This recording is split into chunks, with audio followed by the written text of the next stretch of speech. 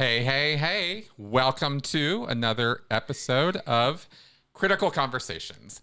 Hey, everybody. This is the last show for this year, the year of our Lord 2022. I always say somewhat ironically or whatever. Hey, everybody. Yeah, it's just me tonight. Mel is not feeling up to the weather, feeling over the weather, not feeling over the weather, feeling under the weather. Doesn't really work out in the opposite, does it? It doesn't. I'm feeling over the weather today. It doesn't. Nobody really says that, do they? Anyway, yeah, another Friday night of critical thinking greatness. That is right, from Denver, Colorado. Hey, everybody. So I'm happy to be here with you tonight, and I had a few things to talk about, of course, but mostly I really wanted to do this last show for the year as an open mic, as just a wide open, call in, say whatever you want, tell me whatever you want. I'm totally down for it. I mean, hopefully of a positive, more so than negative nature, but whatever. If I'm wrong about something or if I've got something to be corrected on, I can take my lumps. So, yeah, over the weather. It is too cold. Yes, it is. It's been snowy here. It's thankfully we had about 4 or 5 inches of snow drop the other night, and hasn't melted off yet. It was you'd think we would have thought temperature-wise that it would have been, but I'm still looking at piles of snow out in our front yard. So, oh, Angel Hugger. Well, hey, feel better. All right, come on, get yourself better. Stop being so PTS. You better find the SP on your case. No, I hope you get better here over the holiday season. This is the worst time to be sick with all that. I had not heard that they had closed the 70. That would be news to me, but I'm not paying attention to local traffic conditions right now either. We're safely ensconced at home and happy to be so ensconced. So, oh, yes. Okay, good. Yeah, ask Mel what she did to pull it in. Exactly.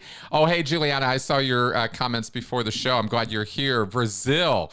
Again, I love, I think somebody said Norway earlier. I love the international audience that this show gets. I really, really do.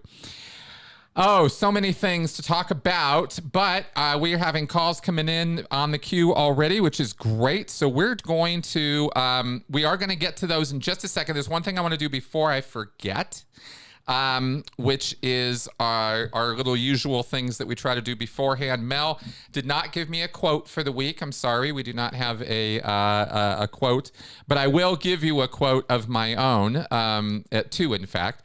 First off, though, I want to get you guys some more camera work that Mel took today of our little boy Benson. And let's see.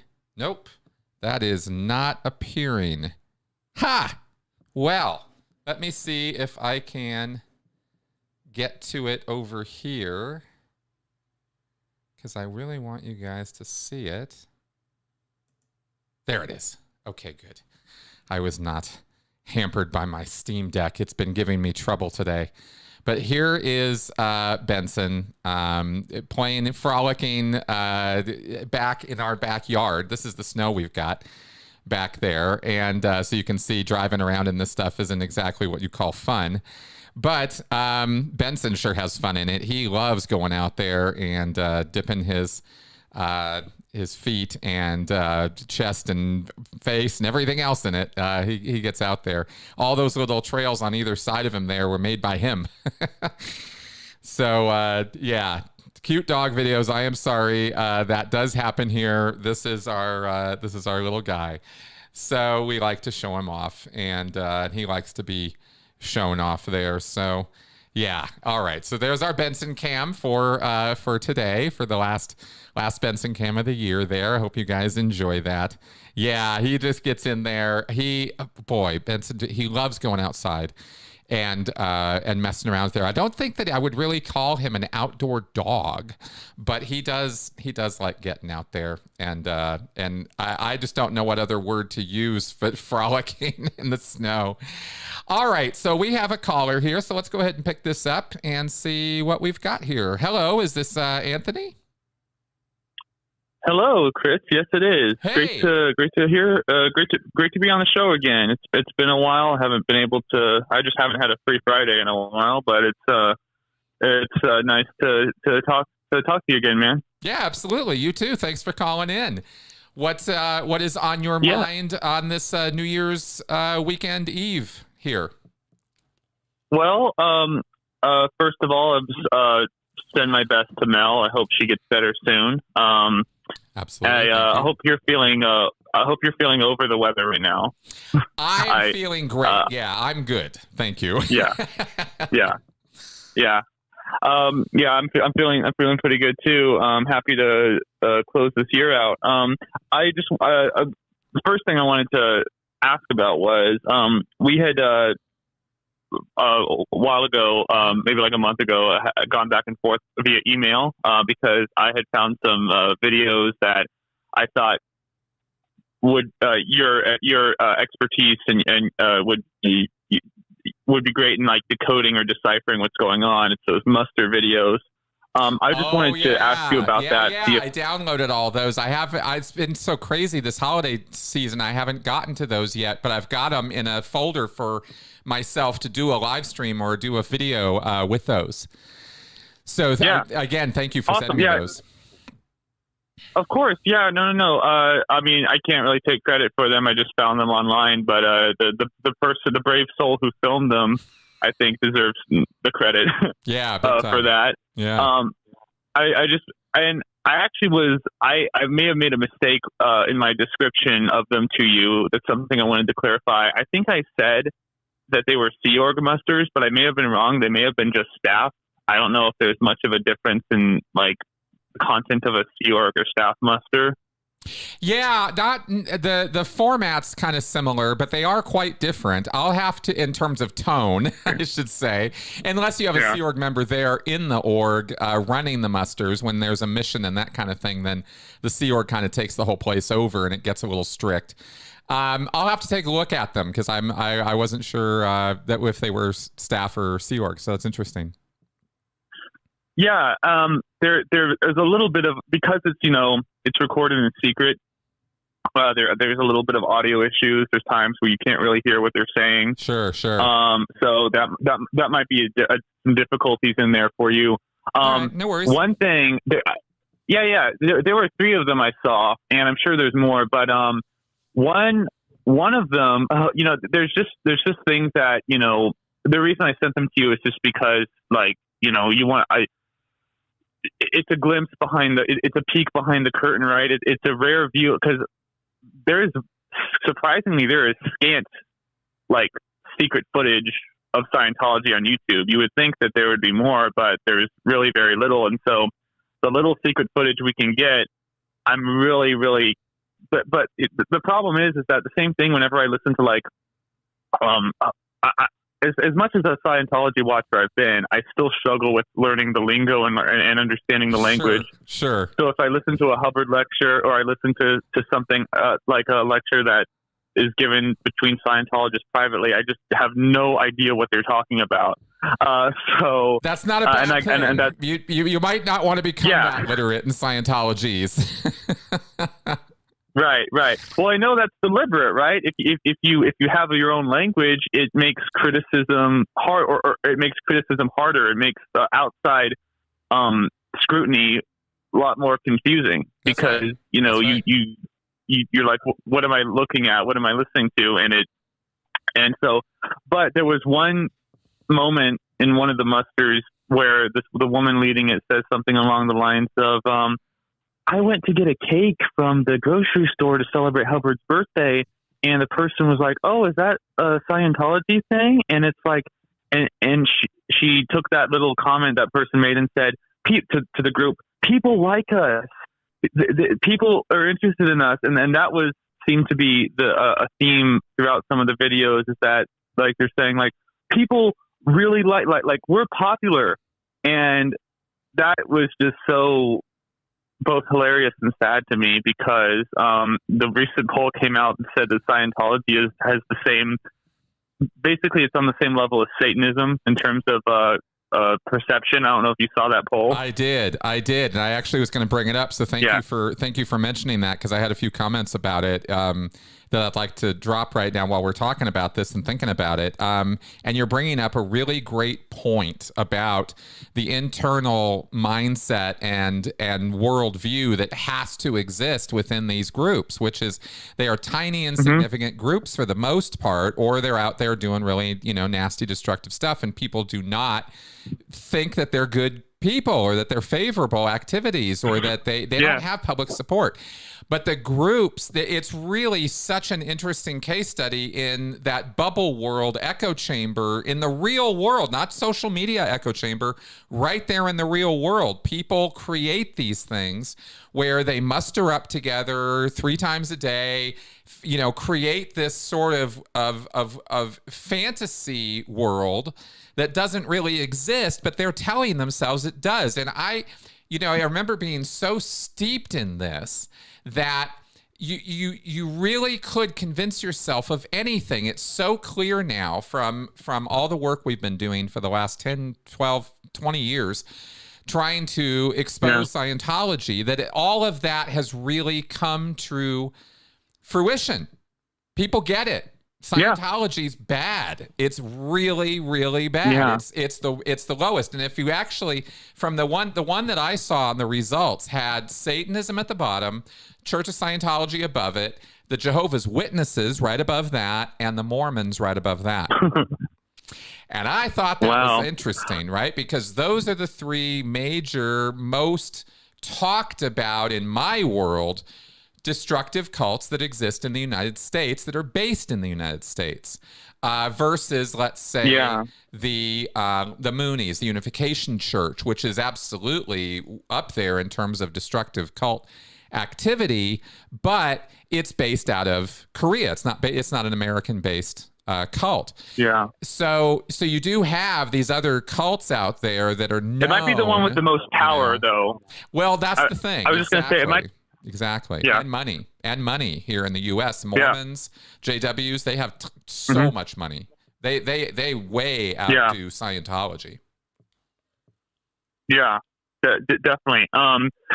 You brought up Mormonism, and that's a funny one for me because I actually know a few Mormons. I'm friendly with Mormonism, with not Mormonism. I'm friends with a few Mormons, and they're some of the sweetest, nicest people I know. And, you see the strong family dynamic they have, and you see this just what seems to be a genuinely happy, wholesome, vibe they have. But then you hear all these stories from us. But then you hear all these stories from other ex-members. Scientology really doesn't have that. Scientologists are famously, like they can be nice, but they have I don't know, like not, I guess not public, but it's not. Oh, hold on, sorry, someone's on the. Oh, hello. I'm so sorry, no Chris. Worries. Somebody came into my. Somebody came into my room. I am going to have to let you go, man, because I do have somebody else in the queue. But I wanted to. I wanted to check in and see if there was any other last points you wanted to make. Well, nothing that wouldn't require a longer conversation on it, honestly. All right. No worries. But I'm glad to hear that you're still. My main reason for calling was to just check in about that stuff I sent you, and of course, no rush and no pressure. But I'm just very curious to hear your translation of the lingo that they're saying in those videos. So I'll be looking forward to that. But one of the things you're reminding me again, one of the other things I need to do on that is actually transcribe them and make sure for the audience, because I'll probably have to subtitle them so that people can read, hear what they're saying. You know what I mean? So I'll go through that and do that as well as part of that. Yeah, because it's hard to hear in parts for sure. That'll probably be necessary. Yeah. All right. Well, thanks, man. Have a good one. Yeah. Bye-bye. Yeah. Happy New Year. All right. And excuse me here. Whoa. Excuse me. That soda, man, really stop drinking that stuff. All right. We have another call here. I believe this is Darla. Hello. Is this Darla? Hello. Hi. You were on the air. Hi, Chris. Hi. How are you? How you doing? I am peachy keen. How are you this New Year's Eve weekend, Friday? You know what? I'm getting over this illness that everybody else has had. So, other than that, I'm excited. You know, I'm good.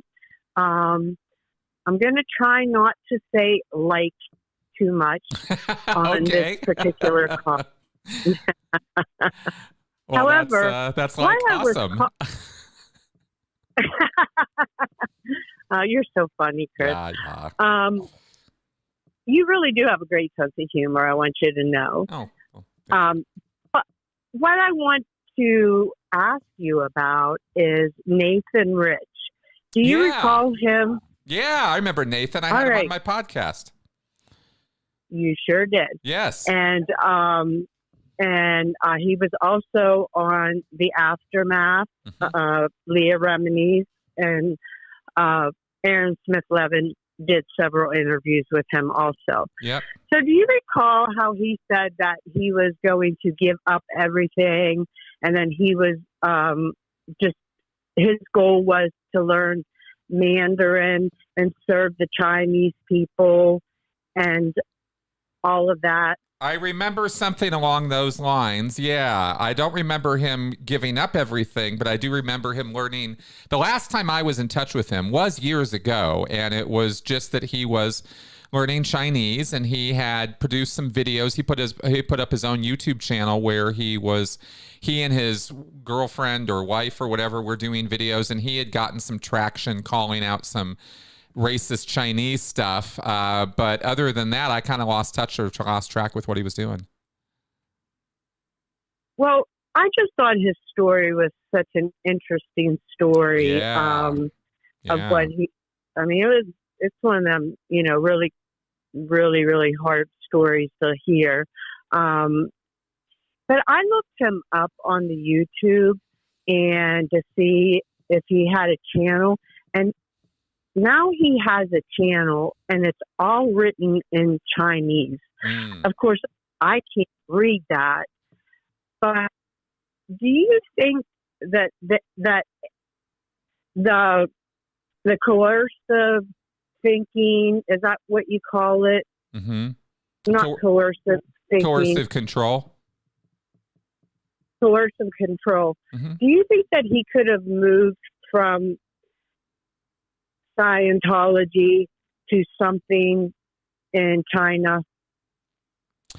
Okay, I think I know what you're asking in terms of cultic behavior, right?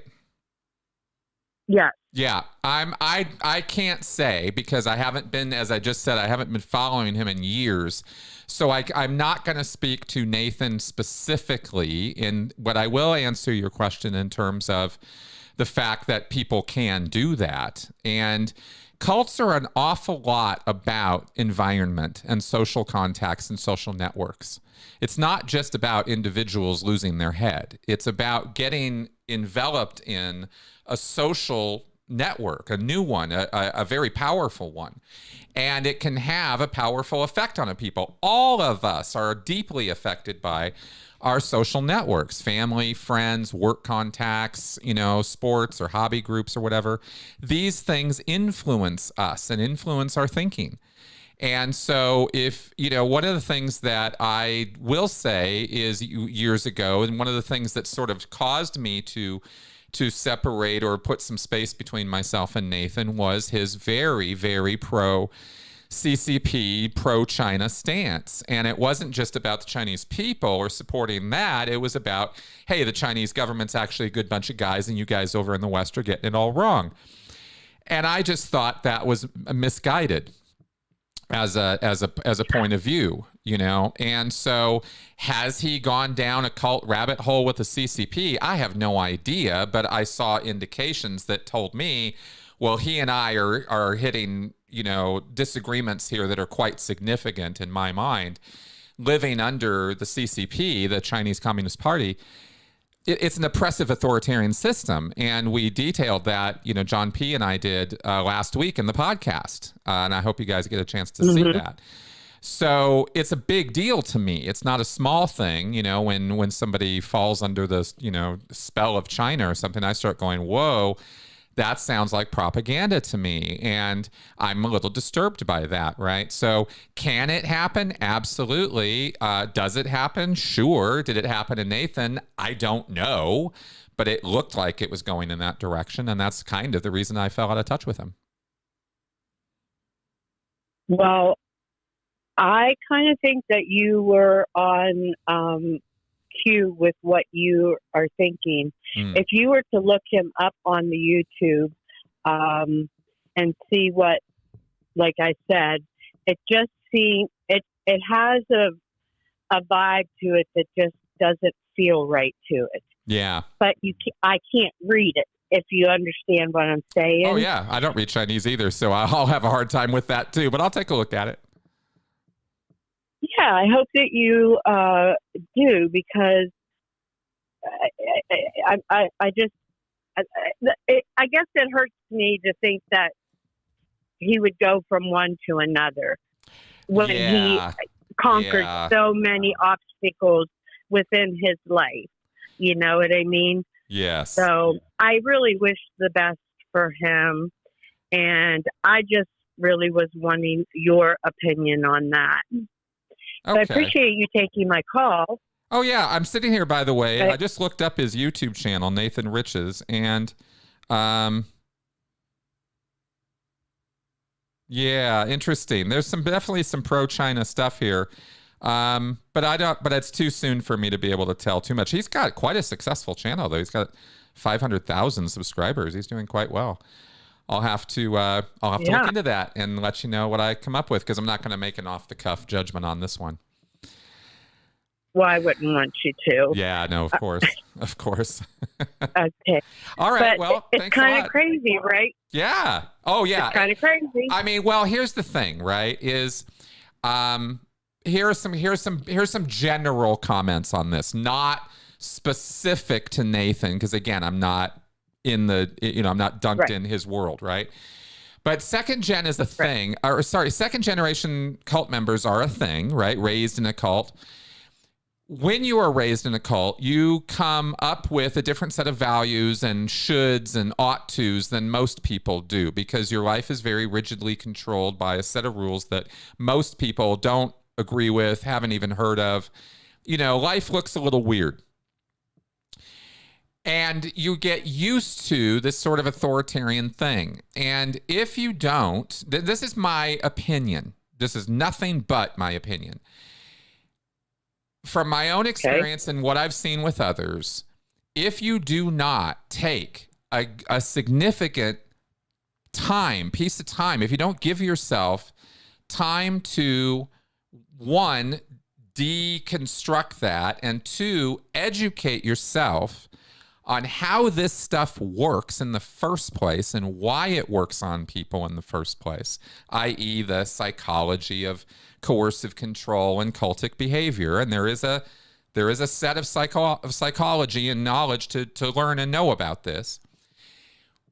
When you learn about that, then you understand how recidivism happens, how people would go back into a cult situation, and you can arm yourself against that sort of thing. You can set yourself up so you don't do that, because you recognize that you have emotional needs and things and a social network that can push you in directions that are not good for you. And you learn to kind of reassess how you think about things and how you judge things. At least this was my experience and the experience of people I worked with and was educated with. So that's how I come at this, is you can overcome the tendencies or the bad habits that you learned or grew up with through education and therapy. But if you don't avail yourself of those things, or you're not aware of how that stuff works, it's easy to fall back into another cult trap. And that happens far too often in the ex-cult world. I think the figures I've been quoted as seeing figures as high as 75% recidivism. I don't think it's that high. That sounds way too much to me, but I have seen it happen often enough that the danger and the threat of that is very real. So I will say that much about it. Does that help at all? It does help, and I will just say that and I'm going to get off here, but you know, I never in all of the viewings of interviews with Nathan that he sought any type of counseling or, you know, I mean, he just did all this stuff on his own. You know, it was always everything was, you know, like he didn't seek the things to prevent him from going into this. So with everything that you've said, yes, I do understand how Nathan could have fallen into this. And it just makes me sad. So absolutely. And if that's what's happened, it makes me sad too. I hate seeing that. Yeah. Yeah. All right. Me too. All right. Well, thanks for calling in, Darlie. Appreciate that. All right, Chris. Have a good New Year's. You too. Bye-bye. All right. I see a couple other calls in the queue. I will pick those up, but I wanted to address those super chats. My two Markles, thank you very much for that very generous super chat. And Sandy, I see yours as well with the question here about Whitney Mills. You asked here, Sandy, let me throw it up on the screen since I can. Yes, there we go. Did you happen to listen to Aaron's live podcast today about Whitney Mills? Very emotional for him. I did not. I read Tony's article about the Whitney Mills incident that happened this last week with an OT8. She was an OT8 Scientologist who committed suicide in a horrific way by trying to light herself on fire and then shooting herself, and that was just awful. Apparently over a misdiagnosis of thinking that she had cancer or had some sort of terminal cancer situation. And so she was freaking and fretting and you know, having well justified anxiety about that. Well, it turns out she didn't have cancer. So the whole thing was a bit of a tragedy on top of a tragedy. So I know, but I did not see Aaron's podcast on that today. Just to answer that question about this. So I can't comment on Aaron's emotional reactions for that, but I understand it's a tragic emotional situation. I don't know if he knew her or had some personal connection with her. I did not. She was not somebody that I knew or had ever interacted with, but it is a tragic situation, and the only real comment that I have is that suicide is a very difficult, painful, and anxiety-ridden subject that has a lot of reasons for it to happen for people. It's easy to come up with off-the-cuff stuff. I only know what was reported on this. There could be layers deeper, you know, to the story. So I don't want to, lay a bunch of judgment or anything on this, but one thing we can say for sure is that as an OT8, a top of the bridge Scientologist, Scientology certainly didn't prevent or help with this situation or make it go away as it constantly promises to. When you listen to the goals and activities of Scientology, according to Scientology, this is impossible. It would be impossible for something like this to happen. And yet it does happen. And this is not the first time that a high-level Scientologist has committed suicide. So tragic every single time, always a loss, always, you always like, oh, this could have been prevented. And that loss of life is pretty bad. So, Lyme's disease. Okay. Yeah, that's cool. Oh, hey, Chesh. Glad you're here. All right. So yeah. Okay, got it, guys. All right, well, let's pick up these calls because we have a couple calls in the queue here. All right. No, pick this up again. Hello. Okay, is this Jody, Jeremy? Hello? Hey, this is Jeremy. Nice to meet you, Chris. Hi, Jody. Or sorry, Jeremy. Jesus. Hi. Glad to meet you too. Sorry about that. And Hey, you had good to two talk to different you. names on here, and somehow my brain stuck on the second one. I very much apologize. Welcome to the show. No, that's fine. Yeah, no, I'm not sure why it would have popped up as Jody, but my name is definitely Jeremy. Nice to talk to you. Cool. So my question was, so I can, I became like a Scientology watcher about 2 years ago. Mhm.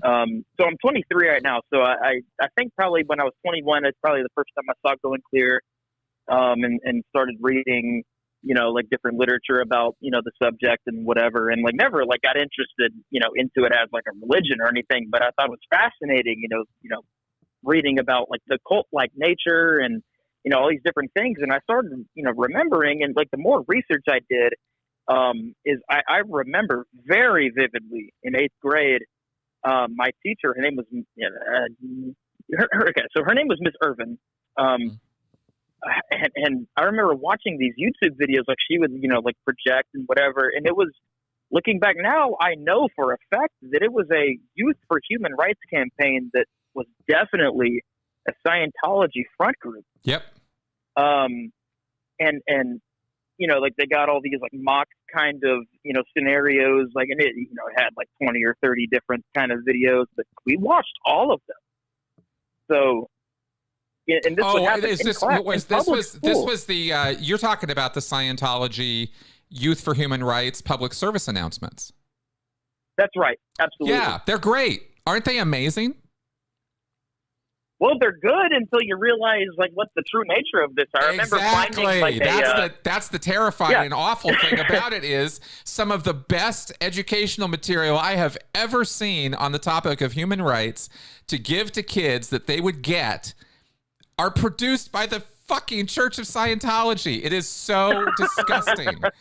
Pardon my French, but no, it's and it's like, insane. wow, No, it's fine. Yeah. Yeah, and it's insane realizing, in hindsight that, this whole, like I've like, talked to my friends like, hey, you need to read Going Clear. You need to listen to the audiobook or watch the movie or like all this shit. And then going back and realizing that this youth, and the way I discovered this is so funny is because I was, getting interested in the whole thing. And I remember like, going on YouTube and finding a Mike Rinder video from like 2000, and like it was way before he, left Scientology. And it was like a video of him, like David Miscavige introduces him, and it's, to talk about our, worldwide, bullshit campaign about bullshit. Yeah. Here's Mike Rinder. And then Mike Rinder goes to the stage and here's all these cool things we're doing for Central America and all these, whatever. And then he talks about the Youth for Human Rights campaign, or maybe I'm mistaken a little bit. No. I think you're jogging a little bit. You sound like you're saying, yeah, that's exactly the kind of stuff Mike Rinder used to come out on stage and talk about. And then he would present the next year's new program for psychiatry, global annihilation. And they would have some program to destroy psychiatry that year, by writing letters to legislators about what bad, awful people psychiatrists are or something. I mean, it was some like amazing letters in fire across the sky, psychiatry destroyed. This was like this goal that they're going for, right? And they get everybody all pumped up on this. This is really, I mean, in hindsight, there is just nothing that will get a room on fire like a common enemy, And that's what psychiatry. Yeah, and that's one of the things that and that's why Rinder. That's one of the reasons Rinder, as a high level Sea Org officer, was so well liked and respected, is because he represented the unit inside Scientology that was directly tackling the evils of psychiatry. So he was like this crusader type figure in Scientology, and that's why we all we love it when Mike comes out and talks, because he's going to tell us how we're going to give it to them. We're going to take these evil bastards down. Anyway, I just had to comment on that because it's such a difference from how he is now. It's like night and day difference, you know. And that's one of like it's one of the hilarious part. I love. It's fascinating to me going and watching like 80s and 90s sort of Scientology propaganda, and it's so, and especially the people that have left, obviously, you know, like watching Mike Rinder give a speech, you know, at whatever kind of like New Year's event or whatever, and then like kind of, you know, watching, you know, what he does now compared to then, and reading his book and all that stuff compared to, you know, him getting up on stage. And like, we know that David Miscavige was beating his ass, like, you know, before and after the event, whatever, but he was still, you know, trotting his ass up on stage and talking about it. It's hilarious. You know, like it's just crazy. kind of see, and it's unfortunate that he had to, you know, go through all that, obviously, you know, and it's sad, but, and kind of going back to my original question, you know, I'm sure that my, you know, teacher was not a Scientologist. Like, you know, the odds of that, you know, being, you know, possible are so very low. There's no way. Yeah. But the fact that absolutely did work its way into the curriculum in my public school in Georgia is insanity. And I'm not sure if she may have, like, you know, part of the curriculum may have been like, you know, teach your kids about human rights or whatever. And she kind of, you know, in Common Core, they leave very little room for teachers to do their own thing. But, you know, maybe there is like some, you know, room, you know, to kind of wiggle around or whatever. But I was definitely watching this, you know, Youth for Human Rights campaign videos. And again, like what you said, they were very well produced and very well done. Oh yeah, and no, your teacher. There's very little to fault your teacher on here, because the Church of Scientology's Youth for Human Rights front group is funded enough that they can produce these teachers' booklets. We used to print these things. I actually used to help make these things. They had full teaching aid booklets compiled with the DVDs that they send to schools. And they send out to thousands of teachers, and they're like, use this to teach your students about human rights. And they get this beautiful book with a full lesson plan, DVD by DVD. Here's the questions to ask the students. Here's the group discussion to do. I mean, it's already made for them. And if it wasn't from the Church of Scientology, it would actually be kind of meaningful and helpful. But this is so corrupted and tainted by Scientology's fingerprints that it's just slimy, it's just icky. Like, oh God. Anyway, it's gross. Like looking back at it's gross looking back at like the kind of potential indoctrination that may have had, because years later I go back and Google. And I can't remember what stuck out to me with these videos, but and again, it may have been that I saw something Mike Rinder was talking about how our dissemination campaign about blah blah blah blah blah, and then hey, you know what? That kind of sounds familiar. Exactly. And I'm 13 years old. I can tell you that there is actually. I will let me lay your fears to rest a little bit in terms of indoctrination, because I can tell you from having watched those things probably about 100 times each, those PSAs. Those PSAs were almost the only entertainment we had on the RPF, so we would watch them a lot because they were kind of funny, and there's very little, if any, actual Scientology in those things. They pretty much do stick with the script of human rights and demonstrating, Chris, human rights. So isn't that kind of the scary part, though? Is that you don't really realize it's happening to you until you realize it. You know what I mean? Well, of course. And that's kind of like what my big thing is. Like it. Fuck, like this shit was happening, and I'm sorry about I don't know what the language parameters are on your show, but like this was happening, okay, this was happening, in my classroom in public school, and it still made its way through. And I know they have like a million front groups and a million different, kind of ways to make this not look like it's Scientology, but it always is. That's right.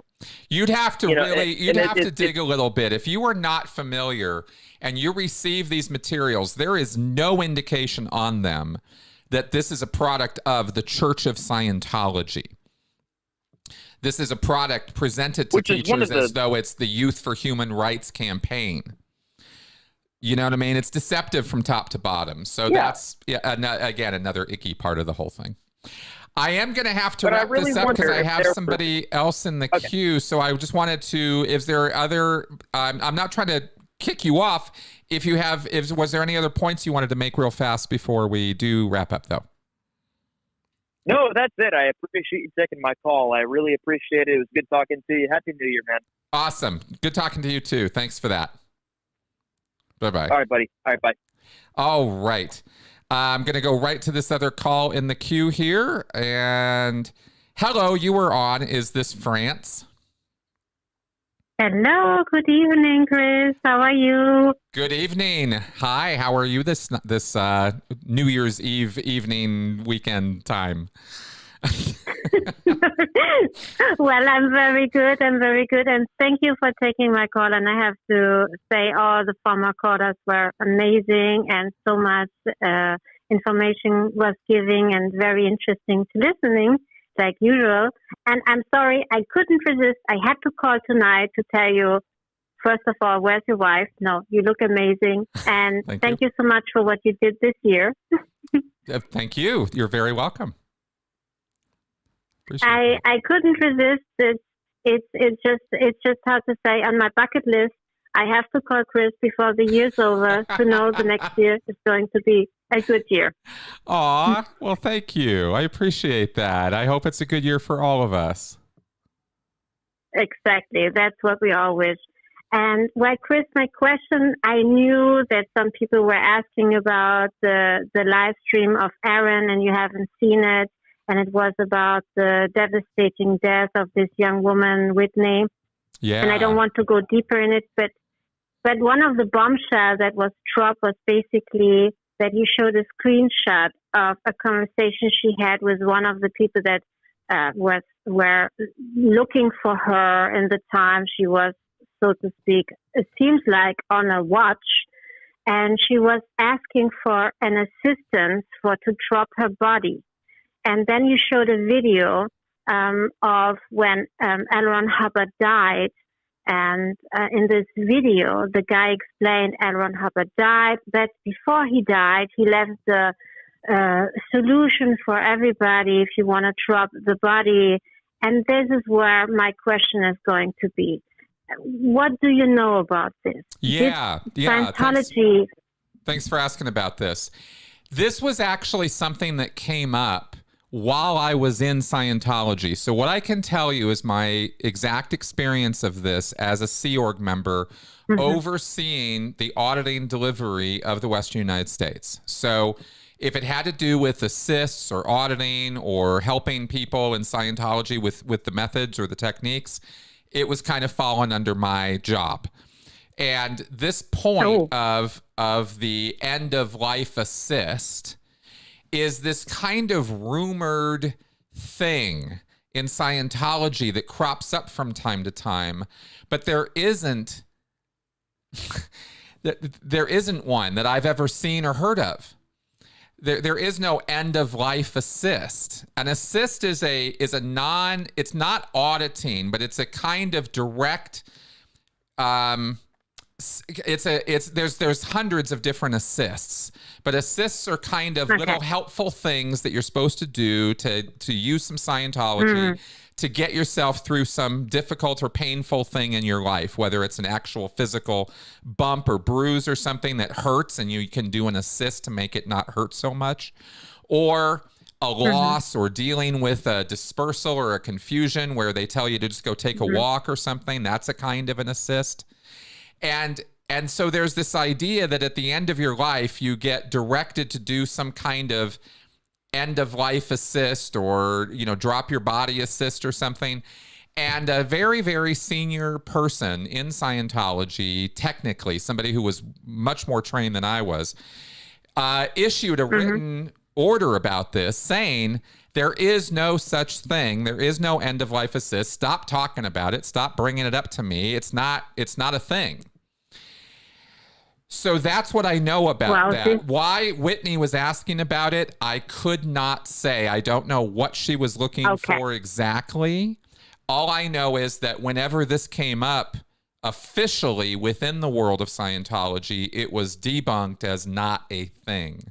So that's what I can say about it. I know that's contradictory, but that's Scientology. Absolutely. You that's Scientology, exactly. And you just share your experience, and that's why we're loving you, and that's why we need you to understand more about it, which makes less, at the end, more sense, so to speak, because this whole cult makes no sense, right? Yeah. But anyways, Chris, thank you so much for the whole year. I just wanted to share. Big kisses. Thank you so much. You're very welcome. Hope to talk to you next year. Absolutely. Talk to you soon. Have a happy new year. Bye-bye. Bye-bye. You too. Bye-bye. Awesome. Okay. And good. We have time for this other call here. I think this is... Hello, is this Travis? Yes, sir. Travis, welcome back. Hey, man, how's it going? All right. That's going great. I've got a two-part question for you here, and this is hopefully a fun one. Yeah. Is there a conspiracy? Yeah, is there a conspiracy theory out there that's even too nuts for Scientologists to believe? Because I know you said that Scientologists love some conspiracy stuff. Yeah, flat Earth. I've never met anybody in Scientology who would go down the flat Earth rabbit hole.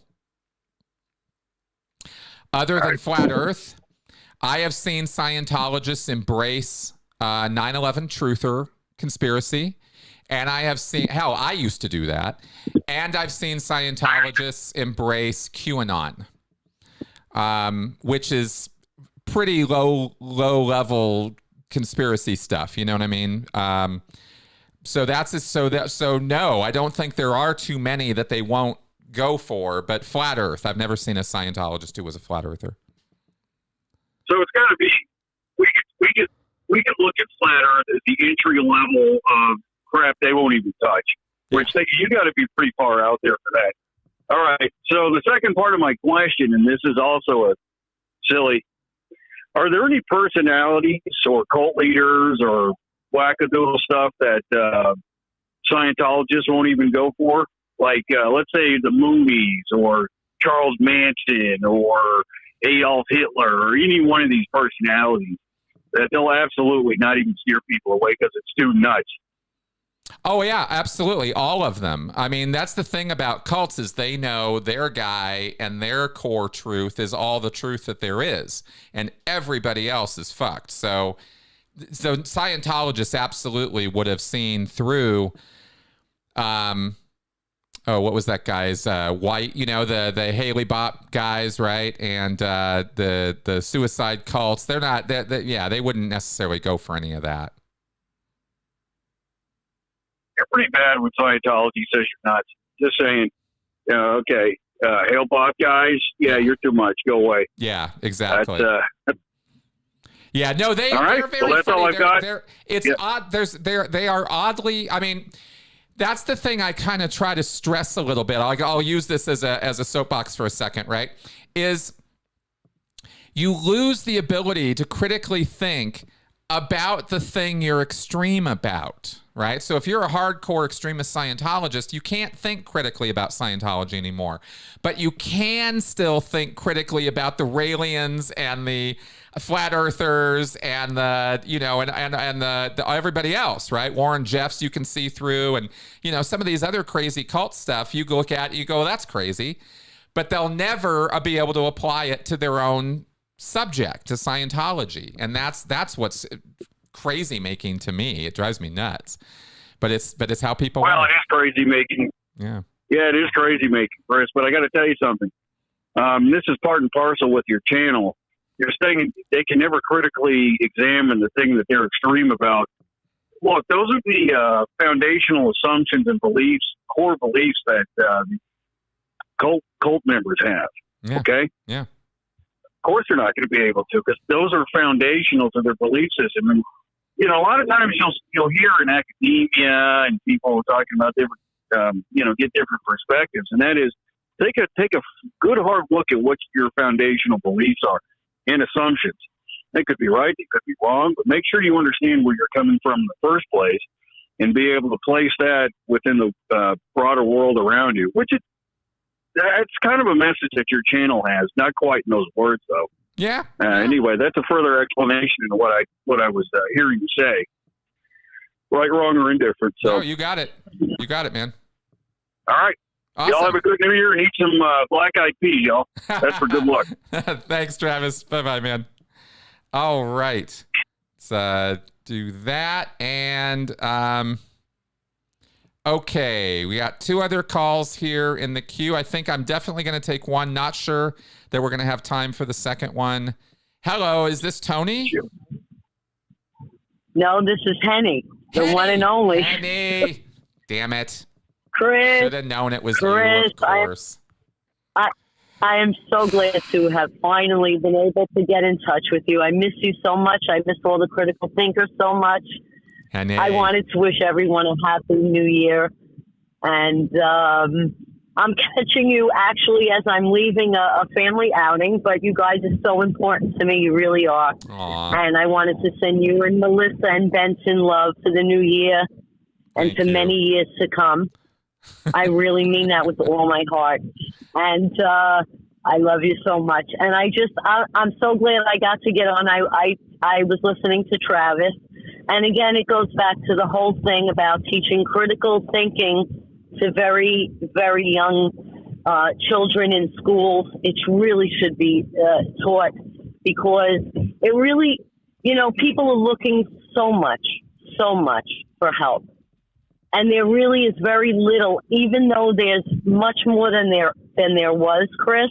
And I thank you for really putting it forward and teaching critical thinking. But it really has to be learned at a very young age because there are many.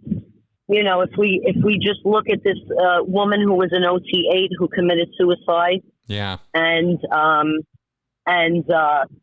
It's just insanity. It really is. It's as far as I'm concerned with Scientology and cults. And, if critical thinking was really taught, then these things wouldn't be needed because they would be self-brought on. So that if someone gave you an idea, you might be able to think about those things, but to be able to say, no, this is just not, my thinking. Exactly. Do you know what I mean? Exactly. No, I do. I know exactly what you mean. And it's really, really, even with people who seem to be functionally, able to portray this, happy thing, and then you turn around and it's like they're really not. It's all about it's all about critical thinking and what that means and what it takes to enforce that kind of I don't know how you would even put it into words, but like an authentic self, your authentic self. Yep. Then you wouldn't need to be searching for something because you already have it. Preach, woman, preach. That's really, right. That's right. You know what I mean? Yes. It wouldn't be something that would be a necessity because the necessity would already be there. You would be okay with who you are. And whatever you learn, you could take it with a grain of salt and, perhaps, listen and validate what other people believe, but your authentic self would take precedence over anything that would make you do this kind of thing to yourself. And I think that yeah. Go ahead, Chris, please. Well, no, I'm serious. You're on the right line. You're exactly on the right line. It's really a matter, I think, of constantly being willing to question yourself and question what's going on around you. And if you're willing to do that in any situation, no matter what, no matter who, and you're just willing to think and look and act and question, I think that's going to get you over 99% of the nonsense in this world, Yeah. Yeah. I just want to say, I was walking the other day and I was, not feeling very well. And I thought to myself, who is my authentic self? And I said, no matter what you went through in your life, you always had a sense of humor. And nobody put that in you. Nobody taught that to you. That was something that is your authentic self. Exactly. So if you can try to be more of your authentic self, the who you are, regardless of what anyone puts into your mind or indoctrinates you into, then you'll always have that to fall back on. Mm-hmm. And I think that that's so lost. And it gets so lost, if it's even found to begin with. Well, that's the thing. And exactly. It really needs to be taught. Yeah, I agree. Yeah. No, I think it's always, Chris, I think it's always there, but I think that we're so indoctrinated into a belief system that we don't even remember who our authentic self is. I can see that. It takes a long time to refine that. And some people do and some people don't. Yeah. And I just hope that everybody can lean on that and on their authentic self. And I think if we can do that, then we'd be far better off. I agree because with then you. We're not blaming ourselves and indoctrinating ourselves and ruminating about shit that people put into our brain. Totally. You'll always have that self. And so I wish everybody their authentic, true selves, how beautiful they are and how beautiful we all are. And I wish everybody a very happy New Year. And, I just wish that for everyone. And I really hope that we can, put that into some kind of curriculum so that a lot of people would be a lot of children would grow up to be a lot healthier adults. I agree with you. And that's my wish for you. Thank you. Thanks, Annie. Okay? All right. I love you, Chris. Give Melissa my love and Benson, and love to everybody. Happy New Year, everyone. Bye-bye. Thanks. Okay. Happy New Year to you. All right, Chris. Thank you, sweetheart. All right. Cool. Always love it when Henny calls in. Yes. Yeah. I keep hearing about this video from Aaron today. It's must have been quite a thing. Good deal. We're going to wrap up the show here. I have a couple things to share with you guys. I'm sorry we are done with the calls, so I'm sorry for that last caller there in the queue. I'm not going to be able to pick that up because we have reached the end of our show. There were a couple things I said at the beginning I wanted to share with you guys. A couple quotes for the week, a couple quotes to bring in the new year, maybe. One of them is, I kind of think of these two things as the mantras of my life now, where I used to have Scientology and L. Ron Hubbard's words ringing around in my head. I don't have any of that anymore. That's all gone. I don't think with L. Ron Hubbard or his jewels of wisdom or any of that nuggets of nonsense that he would. No, we're getting there. We're I don't have to think with any of that. But what I do think with is one. A quote from Meredith Salinger, which is Patton Oswalt's former wife. She passed, and she was an author. And her very simple mantra for living, it's chaos, be kind. It's chaos, be kind. I like that so much, I had it tattooed onto my body. And the other one that I pulled up here that I just think is encapsulates so much in so few words. Life is too important to be taken seriously. And that is Oscar Wilde, who was a wonderful person for quotes. I wanted to thank Noam Sane for bringing up a suggestion earlier about the Scientology human rights PSAs and perhaps doing a video breakdown of how they violate those, comparing them to their PSAs. I think that's a brilliant idea. I was going to write a book about the RPF and human rights in Scientology a few years ago, and then they went and had to cancel the RPF So not much reason for writing a book about the RPF anymore, but I do still think that the human rights expose on Scientology is long overdue and something I should put together. So thank you very much for that suggestion. So those two quotes are the quotes I want you all to bring in the new year with. The other thing I wanted to bring up real fast is emotional intelligence. It needs to go hand in hand with our concepts of critical thinking, because otherwise we're going to miss. If you do not understand the emotional center that is you and how your emotions work and what they can do to you and what they do to other people and how that stuff all happens, then you are going to be like a little sailboat buffeted about in a tornado. Those emotions are powerful, and they are part of the critical thinking concept. If thinking is part of what's going on up here, emotions are the other part, and they are the most powerful part. So I am saying that for 2023, I want to talk about and focus on those emotional needs and how they are the center of our behavior. With inside cults, absolutely, they are the number one thing that gets people into cults and keeps them there. And there's nothing wrong with having emotions, but there is sometimes something wrong with the way we express them and feel them.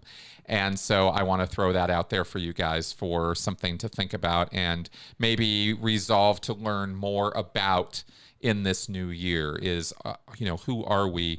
Who is our authentic self? As Henny was talking about, well, if we don't understand our emotional center, and that's not some spiritual wooey thing. I'm talking about our emotions. I'm talking about the things that happen to us all day, every day. If we don't understand those things and how they rule us and our behavior, then we can make some pretty stupid decisions in our life and wonder what happened to us. That all being said, yes, bad dad jokes. They are going to continue in this new year. And the podcast going up tomorrow is a done deal. It's already loaded. It is reflections on 10 years of recovery. It's been 10 years now for me that I got out of Scientology. It was 10 years ago this month that I got out of the Sea Org.